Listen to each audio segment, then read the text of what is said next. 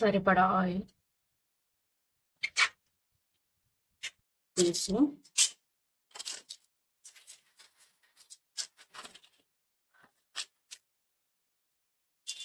కొంచెం దంచిన వెల్లుల్లి, 2 రెబ్బల కరివేపాకు,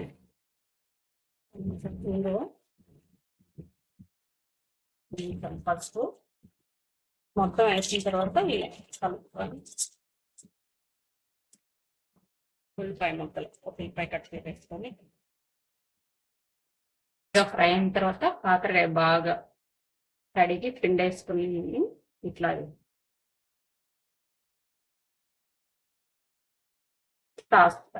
ఒక 5 minutes ఇట్లా మూత పెట్టేసుకుంటే మగ్గిపోతాయి.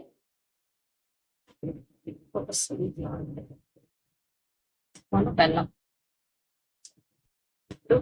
ఫైనల్గా ఒక స్పూన్